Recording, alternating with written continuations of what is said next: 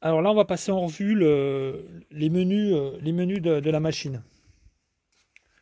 Alors, euh, premier, premier raccourci, ça ce sont les six icônes là, c'est des raccourcis vers les sous-menus auxquels on peut accéder avec les engrenages ici. On les retrouve ici. Donc, par exemple, là, ce qui est en rouge, c'est la chaudière, ça va vers le menu chaudière qu'on peut aussi avoir ici. C'est le même menu. Mhm. Bon, donc il n'y a pas besoin d'aller avec ces raccourcis-là, vous avez tout ce qu'il faut pour aller là où il faut. Sachant que, première chose importante à retenir, tous ces raccourcis-là, c'est bien joli, mais le seul qui vous intéresse, vous, en tant qu'utilisateur lambda, si je puis dire, c'est uniquement celui-là avec le symbole radiateur. C'est le menu c'est le menu qui s'appelle chauffer, circuit de chauffage, qui permet de régler vos températures de confort, etc., etc. Donc on va voir ça. Ok. Donc du coup, euh, première icône, c'est l'icône qui concerne la température extérieure. Donc c'est juste de l'information, il n'y a rien de spécial. Le deuxième icône ou le deuxième raccourci là, il vous donne la capacité. C'est là-dedans que vous allez régler la capacité de stockage, enfin ce que vous avez dans votre pellet, dans votre Le silo. silo de pellet. Mhm. Alors ce menu-là, il est intéressant que pour les gens qui ont un gros silo de stockage, genre un 2 tonnes ou un 4 tonnes ou D'accord. un 3 tonnes. Mhm. Vous, c'est pas votre cas. Vous avez un petit, ce qu'on appelle un silo hebdomadaire, un petit silo. Donc là, il n'y a pas besoin de s'embêter à marquer le tonnage qu'il y a dedans. Là, la technique, elle est simple. On soulève et en visuel, on voit tout de suite si on doit remettre du granulé ou pas. Mhm. D'accord. Donc, ce menu-là, de 50, où il y a les tonnages silo, ne sert à rien pour ceux qui ont un petit Mhm. silo. À la limite, vous pouvez laisser 50 tonnes, de toute façon, ça va décrémenter. Ça vous permet, par exemple, de connaître votre consommation à l'année, par exemple. Ok. Ça peut Mhm. servir à ça. Mhm. Mais ce menu-là, vous y touchez pas. Ensuite, on a le menu chaudière ici. Donc 50-54, c'est les températures de chaudière. Alors si pour avoir plus d'informations, vous pouvez cliquer dessus. Et vous avez des informations sur la chaudière. Ça nous dit par exemple que la température des fumées actuellement sont de 50 degrés, température sur 54 degrés, puissance chaudière 93%. Enfin, ça c'est une vue de l'esprit puisqu'elle n'est pas démarrée pour l'instant, mais peu importe. Bon voilà, vous avez des informations, la même chose sous forme de libellé. Vous avez les températures. Bon là, c'est des informations mais auxquelles l'utilisateur lambda n'a pas accédé. La seule chose que je peux dire, c'est qu'il est impératif de garder 70 degrés de température de consigne chaudière quand on a un ballon tampon. Ça, si vous avez des problèmes de chauffage, ne jamais aller bidouiller ça. Ça doit rester à 70 degrés la température de consigne chaudière. D'accord. Bon, le reste, je passe vite parce que de toute façon, c'est des menus auxquels vous n'aurez pas accès en tant que client lambda. Ensuite, vous avez juste un compteur des heures avant de vider le cendrier. Donc là, il reste 500 heures avant de Mhm. vider le cendrier, donc je ne vais pas m'attarder.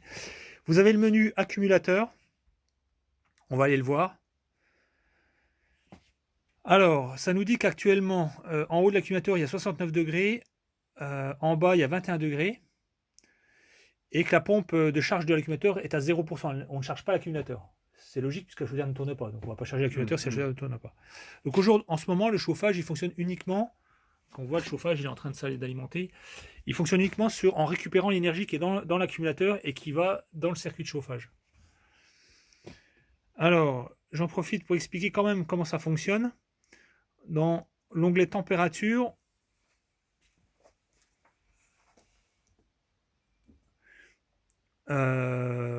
en fait, on voit que la règle, c'est la suivante. On démarrera la chaudière si la différence de température entre la température de consigne chaudière et la température supérieure du ballon est de 15 degrés. C'est-à-dire qu'on aura la température de consigne chaudière elle est de 70. Quand en haut du ballon, ça va chuter en dessous de 70-15, c'est-à-dire 55 degrés, on va redémarrer la chaudière. Donc concrètement, quand le 69 aura chuté à 55, Mhm. ça va redémarrer la chaudière. D'accord. D'accord. Et puis donc la chaudière redémarre. Maintenant la question c'est quand elle s'arrête. Alors elle s'arrêtera accumulateur chargé quand la différence de température entre la chaudière, consigne chaudière et accumulateur bas est de 10 degrés. Donc quand en bas du ballon on dépassera en température 70.10, c'est-à-dire 60 degrés, on va arrêter, on dira à la chaudière de s'arrêter. Donc concrètement, quand ici on sera monté à plus de 60 degrés en bas, là, on arrêtera la chaudière. Bien sûr, en haut il fera beaucoup plus. Mhm. Donc le ballon sera chargé à bloc. Mhm. Et on aura tous les quatre traits rouges comme quoi qui indiquent quatre traits rouges qui indiquent que c'est chargé. D'accord. Voilà. Bon, ça c'est juste de l'information. vous n'avez pas à y toucher. Normalement, encore une fois, c'est un menu, c'est de l'information parce qu'on fait la mise en service là. Mais sinon, vous n'avez pas besoin d'y toucher. Le seul menu qui vous intéresse en tant qu'utilisateur, c'est le menu avec le radiateur. Donc là, on va passer en revue le menu circuit de chauffage ou chauffer. Donc c'est le menu, c'est l'icône avec un radiateur. Donc quand vous arrivez dessus, vous voyez un écran général où vous voyez la température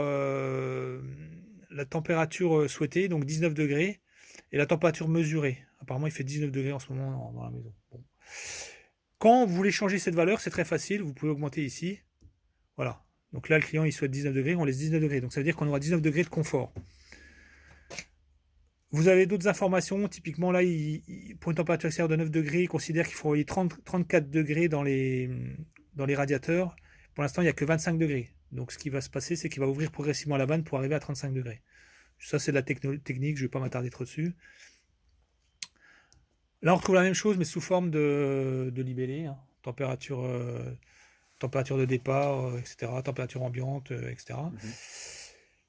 Et vous avez un onglet température. C'est là que vous pouvez régler. Rebelote, vous pouvez aussi régler votre température de confort, mais c'est là aussi que vous réglez votre température de réduit. Alors, très important, entre la température de confort, d'ambiance, et la température en abaissement, il faut éviter d'avoir plus de 2 degrés d'écart. Donc là, vous êtes bien. Il ne faut pas avoir plus. Ça ne sert à rien, vous ne ferez pas d'économie. On a un autre libellé qui s'appelle température externe à partir de laquelle la pompe de circuit de chauffage s'éteint, 18 degrés. Ça, c'est un basculement été-hiver automatique. C'est-à-dire que quand il fait 18 degrés dehors, vous n'aurez plus de chauffage. Même si vous demandez chauffage. Okay. Si pour vous c'est trop juste, on peut mettre 20. On peut dire je veux du chauffage tant qu'il n'y a pas au moins 20 degrés dehors. Et je pense que 18 c'est bien vu que vous chauffez à 19 dans la maison. Donc voilà. Ça, c'est la même chose en mode abaissement. Mais là, c'est 7 degrés la nuit. Donc ça, j'y touche pas. Température max de circuit de chauffe, 75. Ouais, on va baisser un peu, on va mettre 70. Bon, encore, vous êtes en cuivre, il n'y a pas de risque. Mais bon. Voilà, température originale 13 degrés, j'y touche pas. Ça, c'est juste, l'antigel, c'est juste qu'il vérifie tout le temps qu'il y a au moins 13 degrés dans les tuyaux. S'il n'y a pas 13 degrés, il fait recirculer l'eau. C'est comme ça. Et puis, c'est tout. Donc, voilà. Donc, ça, c'est pour l'onglet température. Après, vous avez un onglet horaire. Là, vous mettez tous vos horaires que vous voulez. Donc là, par exemple, le lundi, ça va chauffer en mode confort, donc à 19 degrés dans votre cas, de 15h à 22h. Et le reste du temps, ça va chauffera qu'à 17 degrés. Ça, c'est pour le lundi. Mardi, pareil. Mercredi, jeudi. Et vendredi, ça va chauffer à partir de 9h. Bon, voilà. Et ça, je ne m'attarde pas parce que ce n'est pas un menu qui est visible par les utilisateurs. Voilà. Ensuite, pour changer les horaires, là, on va le changer. Par exemple, on va changer cet horaire-là. Ou plutôt, on va aller sur celui du vendredi pour mettre pareil que les autres jours. On va changer cet horaire-là. Il suffit de cliquer dessus. Et là, on ne veut pas mettre 9h, on va mettre 15h, mettons. On clique sur le 9, et puis c'est très facile. On met 15h. Et on valide. Et là, on voit que le vendredi est sélectionné. Si on veut le répercuter sur d'autres jours, c'est très facile. Par exemple, tiens, le lundi, on répercute facilement. Et il suffit de valider ici. Et voilà, vous voyez, c'est répercuté sur le vendredi. Et puis forcément, les autres jours sont répercutés. Le samedi, vous avez mis toute la journée, etc. Voilà, c'est pas plus compliqué que ça. Je reviens sur l'écran d'accueil. Cette valeur-là que vous demandez 19 degrés, c'est quand la sonde d'ambiance qui est en haut, le petit boîtier qui est dans votre séjour ou dans votre entrée, c'est quand la molette, elle est entre le rouge et le bleu. Si vous mettez la molette à fond sur le rouge, vous allez demander cette température-là plus 3 degrés, donc 22 degrés. Si vous mettez à fond sur le bleu, c'est moins 3 degrés, donc 16 degrés. Voilà. Ça prend le pli par rapport à cette indication. Ouais, en fait, ça va changer. Enfin, ça va pas changer cette valeur-là. En fait, ça lui fait croire qu'il fait plus froid ou plus chaud. En fait. Ouais. Voilà le principe du menu chauffage. C'est le seul menu qui vous intéresse en tant qu'utilisateur. Voilà.